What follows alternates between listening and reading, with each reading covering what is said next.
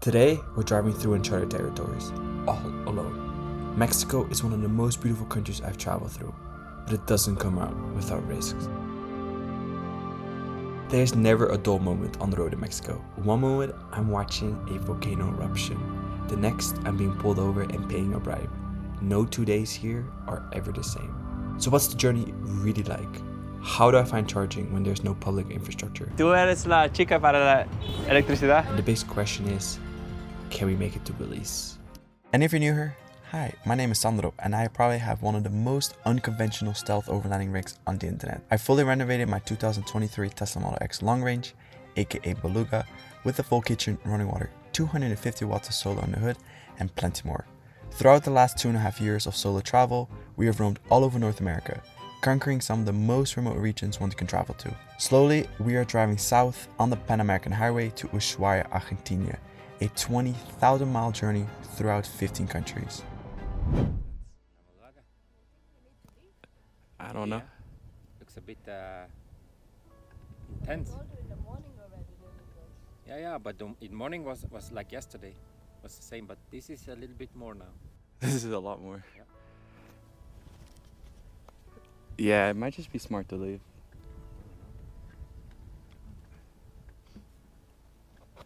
Whoa, this is intense. It's beautiful though. It's nice. It's nice. I spent a few days with Andrea, Christian, and Nacho from Switzerland, camping near, please forgive me because I'm gonna butcher this, Popocatépetl Volcano. It was my first time wild camping since leaving Oaxaca. In the US and Europe, public land is abundant and easy to camp on. To my surprise, mainland Mexico has been a bit of a letdown in that regard. I am not quite sure whose land I'm on half the time, and I don't want to risk it. We stayed at this location for about 2 days before some locals asked us to leave, which happened to be perfectly timed. The volcano erupted just a few hours before, so we were unsure about all the ash that was going to come our way. Popocatépetl erupts about once a year, so it was due, and witnessing it first time was nothing short of incredible.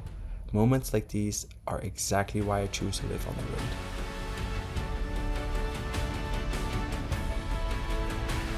But the next few days, yes, a bit more intense. While heading to the last Tesla service center in North America, I was pulled over by I say cop. I wasn't sure. I've been checking out a new charging station when Beluga and I led me into an industrial lot. I made a quick U-turn and that's when I got stopped. Okay, so we are here in an Airbnb right now, somewhere in Puebla. So thank you guys for watching my videos. The last few weeks, they have been really wonderful being on the road, but I needed a few days just to myself. And this, all costs, including Beluga, parked outside, $30 US a day. Yes, 600 pesos. But let me talk about exactly what happened, because it was very frustrating. So the moment I saw the cop, I saw him. I saw two of them on the motorcycle. They were actually going the opposite way. And the moment I knew I passed them, they swung around and they followed me to see if I was going to make a mistake. And if I'm being honest there, I am unsure if I made the error or not. I really forgot to ask even what my infraction was because he was talking so fast. And he said it was Semana Santa. He asked for my paperwork. Never, ever give your paperwork. And I made that mistake. I actually gave him the power. I initially gave him my tip, which is my temporary import permit. Once I gave that to him, I knew that I had to pay. There was no way I was gonna get my paperwork back because he was using the whole Semana Santa excuse that I had to go to the office, I had to pay, and he wouldn't even give me the multa. So always ask for the multa, which is the ticket itself. After some tough negotiations, some laughter, I ended up paying him $100 US, and that is 2,000 pesos. If I wasn't on my way to Mexico City to get Beluga service for the one last time in 75,000 miles, yes, I would have sat there on the curb all day. I was not gonna pay into the system. Not trying to be too dramatic here, you know, but this is part of the journey that I was expecting.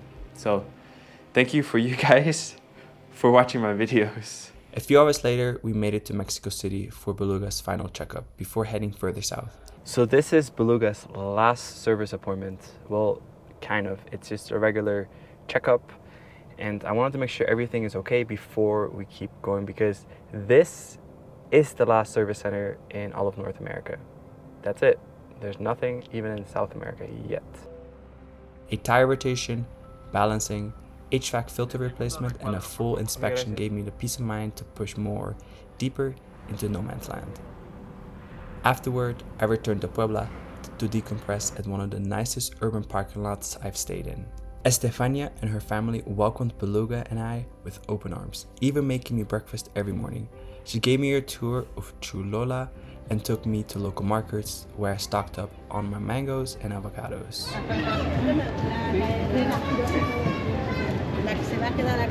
Claro, claro.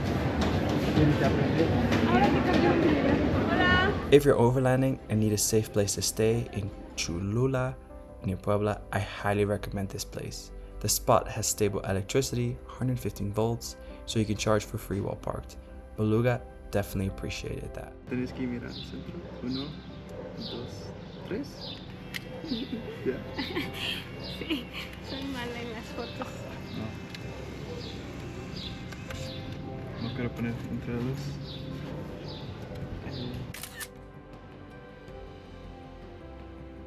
Don't think because we have an Airbnb we're not taking full advantage of the situation.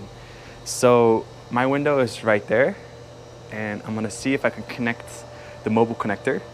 But it's difficult because a lot of places here don't have tierra físicas, which are like the grounders. Now let's grab the mobile adapter, which we have right here. This is the VIP of the journey. And 12 amps is probably the most I get if it works. I also have my friend Estefania with me here today to help me out. To put us on it. Okay, so she's helping me. Dígame si la luz es verde. ¿Sí? ¿Sí? Over the car.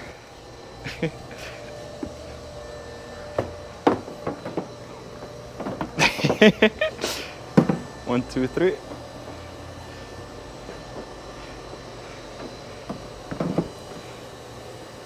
It's blue.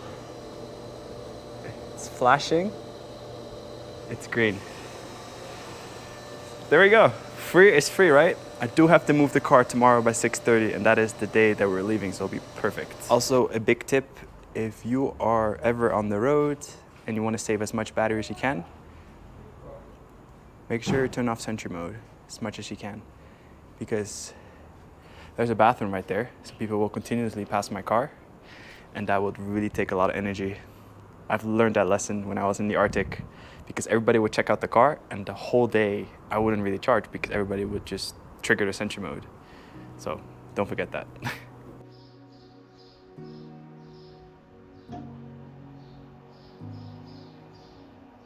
Good morning. So right now it is about 6:30 a.m. and we have a long day ahead of us because we're going to Oaxaca, and I'm not sure where exactly I'm gonna charge. I might have to hit the supercharger, I might not, and that is one of the last superchargers in this whole region.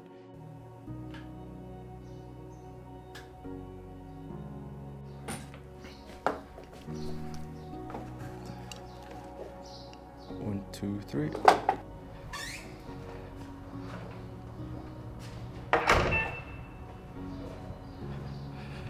So today's journey is gonna be about 5 to 6 hours. We're going to Oaxaca City, but I'm not sure if I can make it with the charge that I have, because right now I have about 347 kilometers worth of range. And I already have to deal with this situation right now. I have to get Beluga out of here. This person parked in front of me last night, probably unaware I was gonna leave in the morning. And I think the only way for me to get out here is to move this stuff.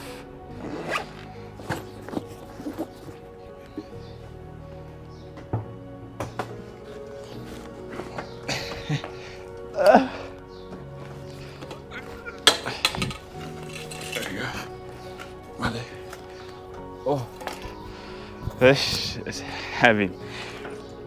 There we go, that's better.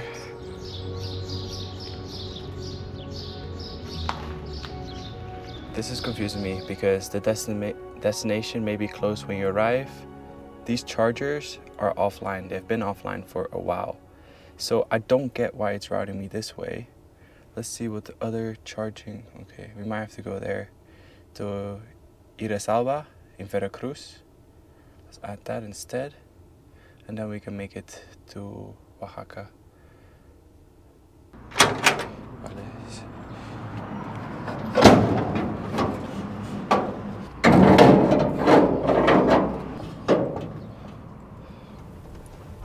Hopefully we fit. Great. Vale, tengo que salir. And if you are curious how FSD is doing, full self-driving supervised. But right now Beluga is driving herself through the city. This is amazing. I just feel like I'm on a train. Like, this is awesome. This is so neat. So this little blue marker right there, FSD is engaged in Mexico. Always look both ways.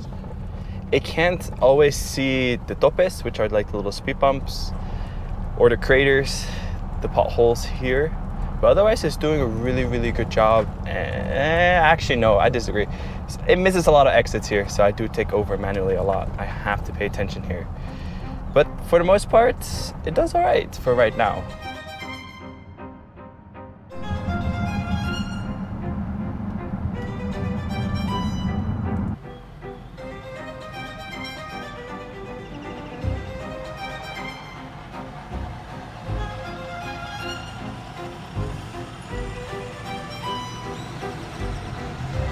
Hola.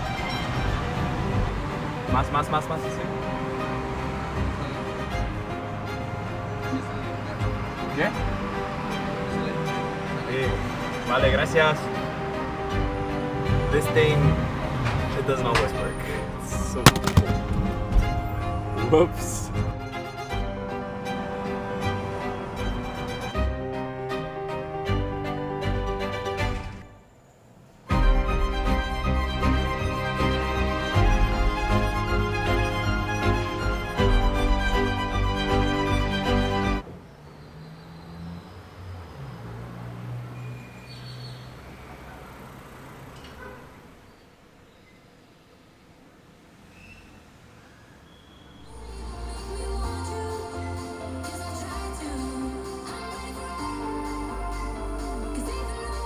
I got a notification that Beluga is almost ready to go.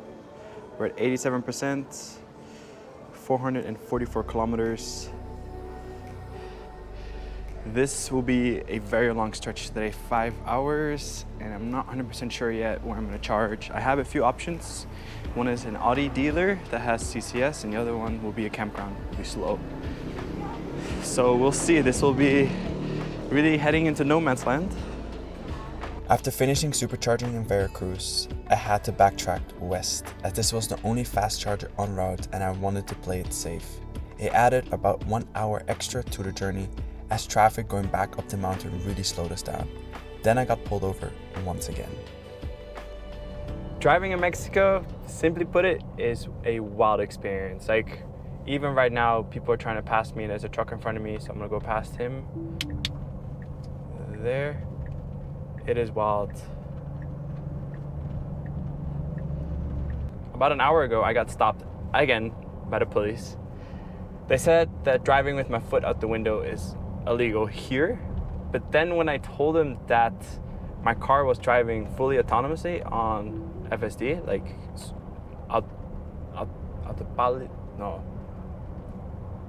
so I said FSD was driving the car. He was like, okay, it's fine, like, no worries. Have a good day. Such a weird interaction.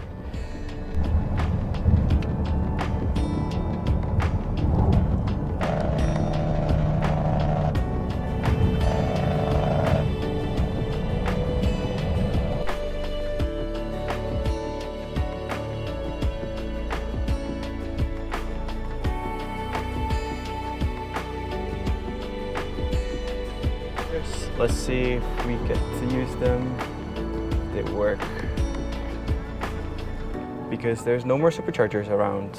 This is the only fast charger in this whole province. That's it.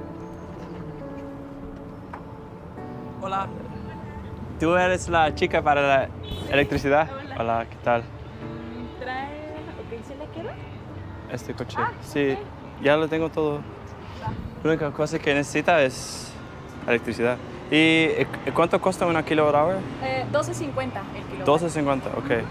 Entonces, después de finalizar, yo te pago. Al terminar la carga, Sí. ya tú me pagas. Ok. Y una pregunta más. ¿Puedo pagar con tarjeta? O... Sí. Ok, vale. ¿Y vas a querer factura? Sí. Sí, ¿traes tu constancia de situación? No. Pero, no, entonces... ¿O en digital la tienes? Sí, tengo Apple Pay. Quizás.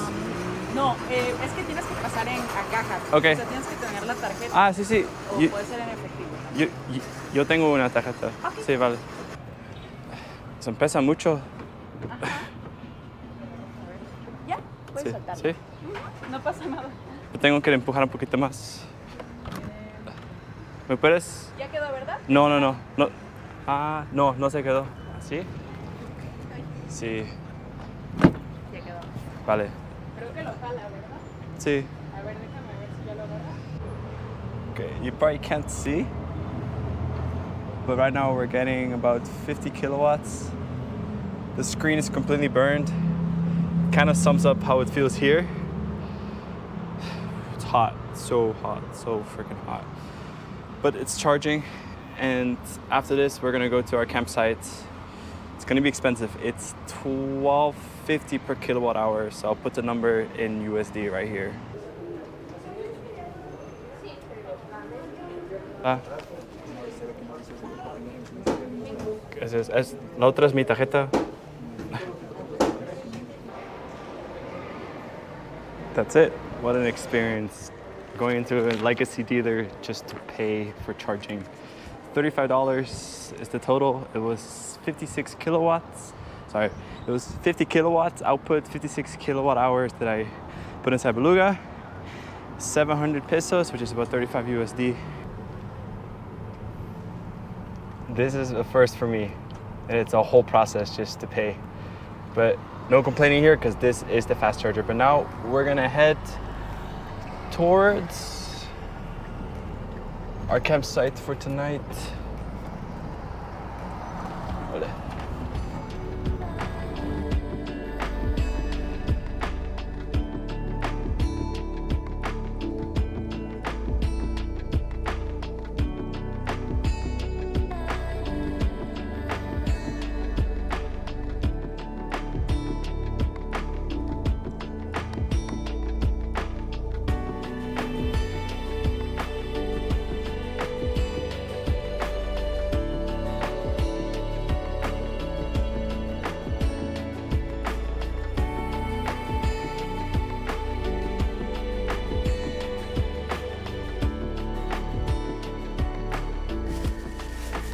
So that was quite the interesting charging yesterday, right?